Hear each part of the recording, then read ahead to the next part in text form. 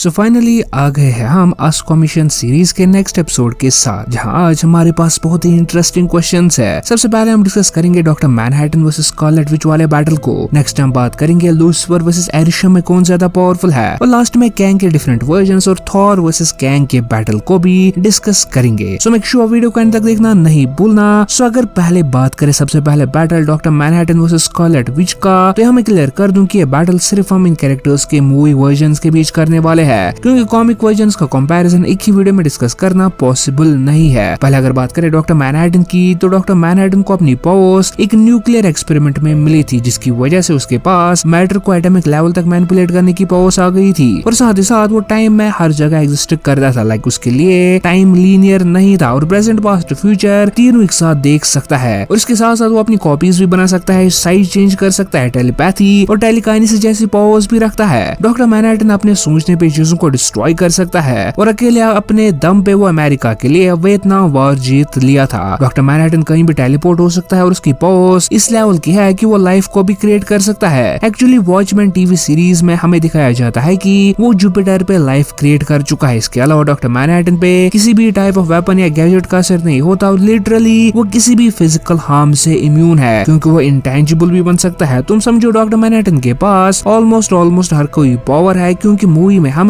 उसकी full powers को नहीं दिखाया गया है। अब हमें डॉक्टर मैनहट्टन की टेम्पररी वीकनेस भी दिखाई गई है, वो है जब उसे ओzymandias ने न्यूक्लियर फोर्स फील्ड में कैद कर लिया था, बट सिर्फ कुछ सेकंड्स में वो वापस भी आ गया था। अब इतनी पावर्स होने की वजह से डॉक्टर मैनहट्टन ह्यूमैनिटी से दूर चला गया था, और उसमें इमोशंस बहुत ही कम बचे थे। वही अगर बात करें स्कारलेट विच की, तो स्कारलेट विच एमसीयू की one of the most powerful beings में से एक है, जहां वांडा अपने केओस मैजिक और डार्क होल्ड की पावर्स को कंबाइन करके एक नए ही लेवल की पावर्स अटेन करती है, जहां वो अर्थ के सारे सॉर्सरर्स को हरा देती है। इल्यूमिनाटी टीम का क्या हाल उसने किया था, ये तो आप सबने देखा ही होगा। Scarlet Witch at will reality को भी कुछ हद तक मैनिपुलेट कर सकती है, जैसा उसने ब्लैक बोल्ट के मुंह को ही गायब कर दिया था, और मिस्टर फैंटास्टिक के तो नूडल्स बना दिए थे। स्कारलेट विच इतनी पावरफुल थी कि डॉक्टर स्ट्रेंज भी उससे पूरी मूवी भागता फिरता रहा। स्कारलेट विच के पास टेलीकाइनेसिस और टेलीपैथी की भी पावर्स है, जिससे वो दूसरों का माइंड कंट्रोल भी कर सकती है, और स्कारलेट विच किसी को मारने से पहले 2 बार नहीं सोचती, क्योंकि उसे बस अपने बच्चे चाहिए थे, जिसके लिए उसने बहुत सारे सॉर्सरर्स को भी मारा था। वांडा पहले से ही पावरफुल थी, but Scarlet which all together next level की पावर्स होल्ड करती है। सो कौन इन दोनों में ज्यादा पावरफुल, तो चलिए देखते हैं। सो कंपैरिजन से पहले आपका एक बात समझ लेना बहुत ही जरूरी है कि ये दोनों कैरेक्टर्स कुछ हद तक सेम पावर्स पोजेस करते हैं, बट इनकी पावर्स यूज करने की मोटिवेशन बहुत ही ज्यादा डिफरेंट है। स्कारलेट विच अपनी पावर्स को फुल लेवल या कह सकते हो फुल पोटेंशियल पे यूज कर रही थी विदाउट होल्डिंग बैक, इसलिए वो इतनी तबाही मचा रही थी, जैसा उसने डॉक्टर स्ट्रेंज से भी कहा था। बट वहीं डॉक्टर मैनहट्टन को हमने उसकी पावर्स को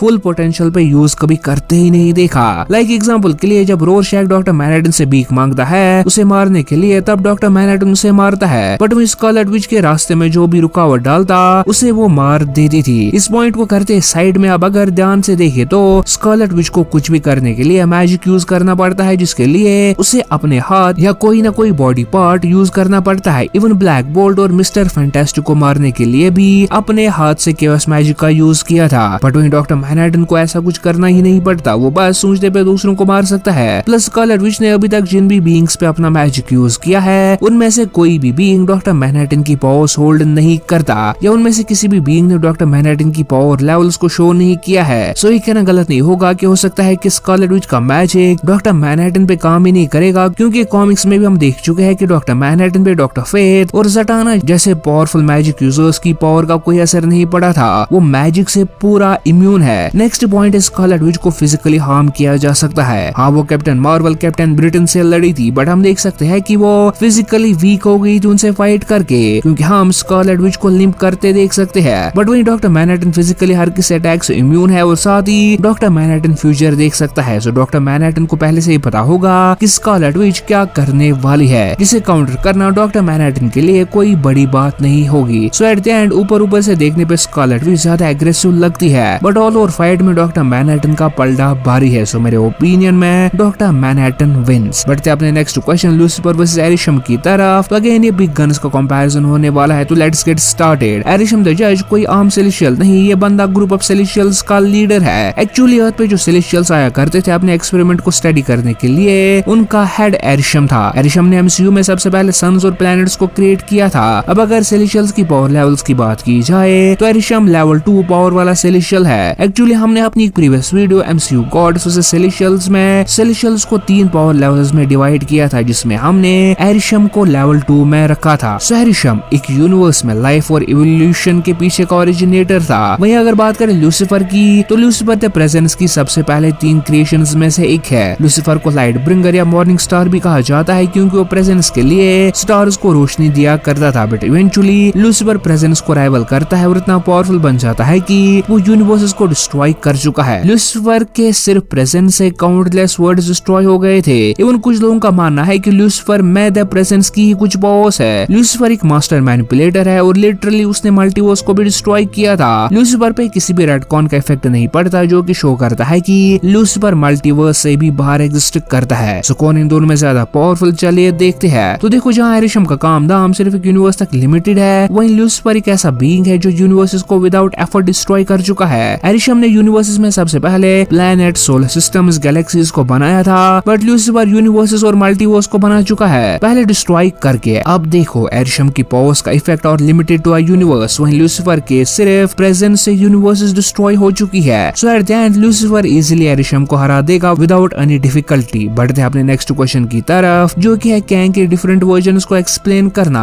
तो मैंने एक बहुत ही अमेजिंग वे निकाला है जिससे आप कैंग के डिफरेंट वेरिएंट्स को इजीली एक दूसरे से डिफरेंशिएट कर सकते हो। सबसे पहले अगर बात करें कैंग की, तो कैंग 31st सेंचुरी में रहने वाला एक नॉर्मल बंदा था जिसका नाम नथानियल रिचर्ड्स था। नथानियल को पास्ट में बहुत ही इंटरेस्ट था क्योंकि फ्यूचर में सब कुछ परफेक्ट था, ना कोई क्राइम होता था, सब कुछ पीसफुल था। और इसी खोज में नथानियल को डॉक्टर डूम की टाइम मशीन मिलती है जिसका यूज करके नथानियल रिचर्ड्स एंशिएंट इजिप्ट में ट्रैवल करता है। वहाँ के लोगों को स्टडी करके नथानियल अपनी फ्यूचर की नॉलेज का यूज करके पूरे इजिप्ट का रूलर बन जाता है और खुद को रामातुत नाम देता है। बट रामातुत को फ्यूचर से आए फैंटास्टिक फोर टीम हरा देती है और वो फिर से टाइम ट्रैवल करता है प्रेजेंट टाइम में, जहाँ उसकी मुलाकात डॉक्टर डूम से होती है। डॉक्टर डूम से इंस्पायर होकर नथानियल रिचर्ड्स एक नया पर्सोना बना लेता है जिसे वो स्कारलेट सेंचुरियन नाम देता है। पर यहाँ भी एवेंजर्स के हाथों हारने पे नथानियल अपने टाइम यानी 31st सेंचुरी में वापस जाने लगता है, पर गलती से वो 31st सेंचुरी की जगह 41st सेंचुरी में टेलीपोर्ट हो जाता है। और यहाँ पे नथानियल अपनी पास्ट की नॉलेज से पूरे अर्थ को कन्क्योर कर लेता है और धीरे धीरे पूरे सोलर सिस्टम्स और गैलेक्सीज को रूल करने लगता है और बन जाता है कैंग द कॉन्करर। अब सब कुछ कॉन्कर करने के बाद कैंग द कॉन्करर थक जाता है और अपने टाइम परसूट से वो रिटायर हो जाता है और लिम्बो में चला जाता है, जहाँ वो टाइम मास्टर्स के साथ टाइम लाइन पे नजर रखा करता था और खुद को इमोर्टस नाम देता है। इन सब वर्जन्स ऑफ कैंग में इमोर्टस इवल नहीं था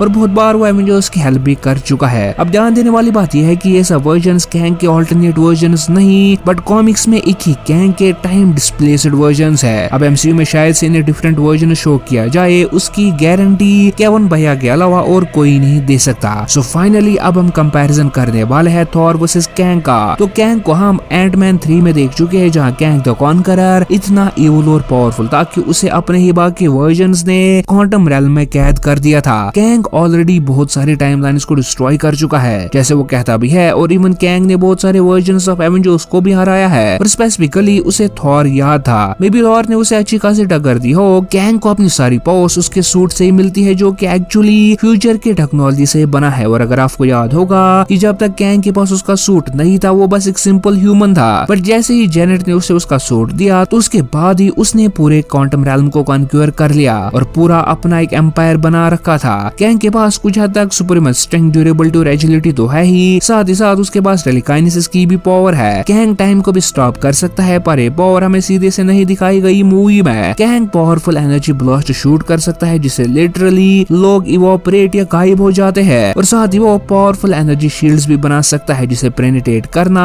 इज ऑलमोस्ट इम्पॉसिबल। यहाँ तक कि hundreds of high tech intelligent ants भी पहले उसे क्रैक नहीं कर पाई थी, और सिर्फ मोडॉक की वजह से, जिसके पास भी कैंग का टेक था, के बाद ही कैंग का शील्ड डिस्ट्रॉय हो पाया था। मैं अगर बात करें एमसीयू के थॉर की, तो थॉर रैग्नारोक तक थॉर की पावर्स को कंट्रोल में रखा गया था, बट रैग्नारोक और इन्फिनिटी वॉर में थॉर की पावर्स का ट्रू पोटेंशियल देखने को मिला। थॉर का weapon storm breaker infinity stones की पावर को राइवल कर चुका है। फिजिकली वो हल्क और थैनोस को टक्कर दे चुका है। उसकी लाइटनिंग लिवाइथियंस को डिस्ट्रॉय करने का पोटेंशियल रखती है। उसकी ड्यूरेबिलिटी डेड न्यूट्रॉन स्टार के फोर्स को सर्वाइव कर सकती है। थॉर बाइफ्रॉस्ट ओपन करके के कहीं भी टेलीपोर्ट हो सकता है। सो कौन है इन दोनों में ज्यादा पावरफुल, चलिए देखते हैं। तो देखो कैंग ने ऑलरेडी कहा है कि उसने थॉर को हराया है, बट यहाँ ध्यान देने वाली बात यह है कि कैंग ने जिस थॉर को हराया उसके पास म्योलनिर था, ना कि स्टॉर्म ब्रेकर। और हम सबको पता है कि म्योलनिर कब थॉर के पास था, वो था थॉर 1 और थॉर 2 मूवीज में, जब थॉर उतना पावरफुल भी नहीं था। बट इसके बाद थॉर को पावर अपग्रेड्स मिली थॉर रैग्नारोक में। थॉर अपने रियल पावर्स को जान पाया और इन्फिनिटी वॉर में उसे स्टॉर्म ब्रेकर भी मिला,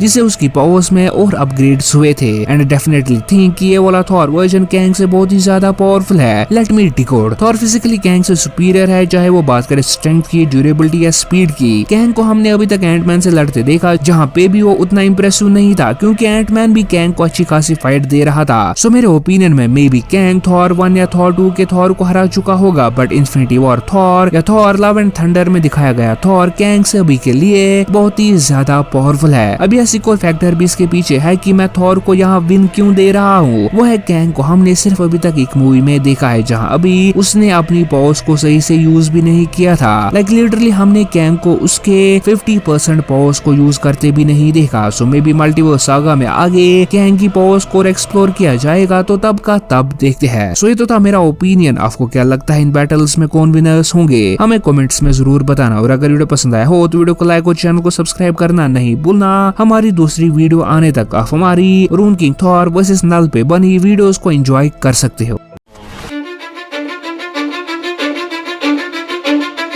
Cause I don't give a fuck what you say. Yeah, I'ma do shit my way. So you can go kick rocks, I'ma stack bricks up, build what I want to make. Yo, I got a lot of shit to say, so I'ma do this every day. I'll be writing things until I'm fucking buried.